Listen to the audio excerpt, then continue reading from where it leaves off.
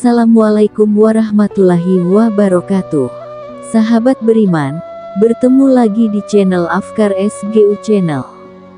Semoga sahabat beriman semua dalam keadaan sehat wal, afiat dan selalu dalam lindungan Allah Subhanahu wa Ta'ala. Amin. Sebelum lanjut menonton video ini, alangkah baiknya bila sahabat beriman semua subscribe dan like video ini. Pada video kali ini akan mengisahkan tentang salah satu ummul mukminin, yaitu Hindun binti Abi Umayyah, istri dari Nabi Muhammad Shallallahu Alaihi Wasallam. Hind bin Abi Umayyah adalah istri dari Nabi Muhammad dan termasuk dari ibu para mukminin.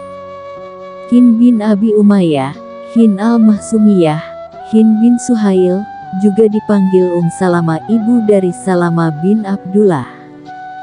Setelah kematian Abdullah ibn Abdul Asad di perang Uhud, dia juga dikenal sebagai Ain al-Arab, mata Arab.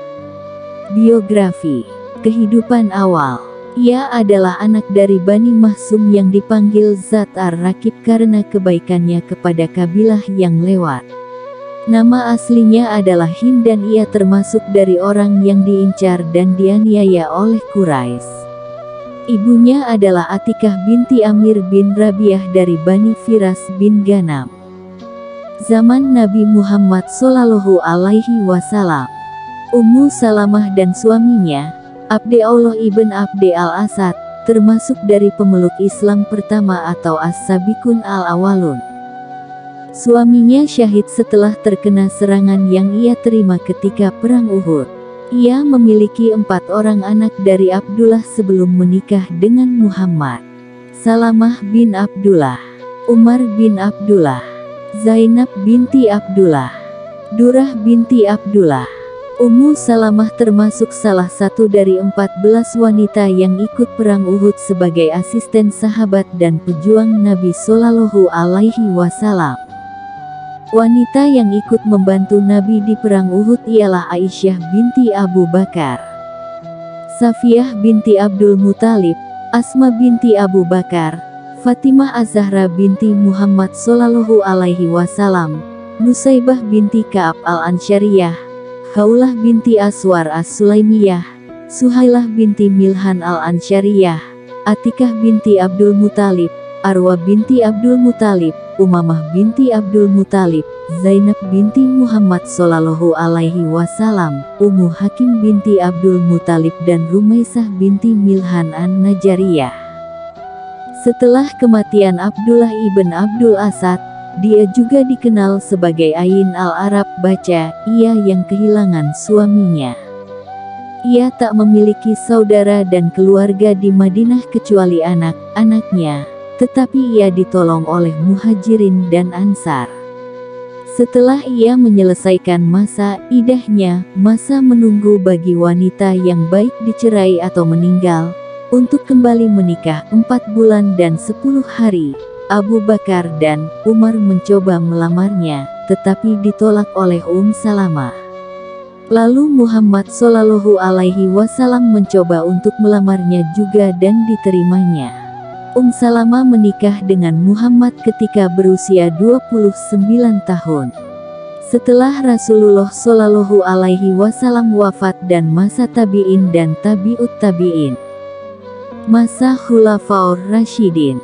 Di masa Khalifah Rasyidin, Ummu Salamah mendampingi anak dan cucunya. Putranya yang memiliki kelebihan ilmu fikih ialah Umar bin Abi Salamah. Sedangkan putrinya yang ahli fikih ialah Zainab binti Abi Salamah. 2 cucunya yang dikenal ahlul fakih yaitu Muhammad bin Umar bin Abu Salamah dan Abu Ubaidah bin Zainab binti Abu Salamah. Ummu Salamah sebagai wanita juga turut bersedih atas terbunuhnya Umar bin Khattab di tangan Abu Luwah. Utsman yang juga seorang yang dulu sempat dididik Ummu Salamah, wafat di tangan Khulaimin bin Sabab, seorang pemberontak. Ia juga sedih kembali saat masa Ali radhiyallahu anhu bertenis dengan Muawiyah dan Aisyah. Ia sedih juga saat Ali radhiyallahu anhu wafat di tangan Abdurrahman bin Muljam. Masa Hasan, Muawiyah dan Husain.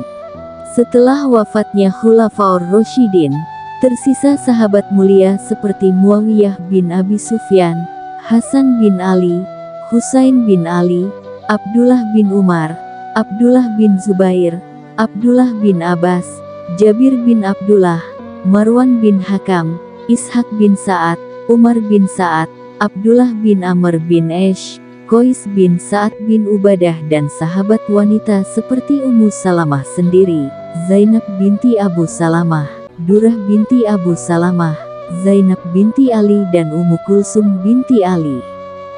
Saat itu, Hasan radhiyallahu anhu ditunjuk sebagai khalifah kelima setelah Abu Bakar, Umar, Utsman dan Ali. Namun, pendapat ini dinilai kurang baik bagi masyarakat Kufah karena keturunan khalifah harus dipilih. Itu sebabnya Hasan mengundurkan diri dari jabatan berat ini. Ia ingin menjadikan Muawiyah sebagai khalifah. Hasan menunjuk Muawiyah sebagai khalifah pada bulan ke-6. Hasan wafat pada tahun 56 Hijriah. Kemudian, Muawiyah wafat dan dimakamkan di Damaskus. Sebelum wafatnya Muawiyah menunjuk Yazid sebagai khalifah. Namun, beberapa sahabat Nabi menolak dan menilai protes ke Muawiyah. Husain saat ini yang tersisa. Ummu Salamah mengasuh anak dan cucu Rasulullah Shallallahu Alaihi Wasallam. Husain kemudian mendapat surat dari masyarakat Irak, khususnya di Kufah. Di masa Yazid, banyak memprotes dari kalangan Madani, Maki dan Sufi. Sementara masyarakat Syam, Kufah dan Basrah seperti Ubaidillah bin Ziyad dan Syamr bin Ziljausian menginginkannya. Tahun 61 Hijriah, Ahlu Bait Rasulullah Shallallahu Alaihi Wasallam yang berjumlah 70 orang ini berangkat ke Kufah. Namun Abadillah, sebuah kelompok sahabat Nabi Shallallahu Alaihi Wasallam bersedih, karena Abadillah faham akan karakter masyarakat Kufah yang sulit dipercaya. Ubaidillah bin Ziyad, Gubernur Irak mengerahkan 5.000 pasukan di bawah komando seorang pemberontak, yakni Syamr bin Ziljausian.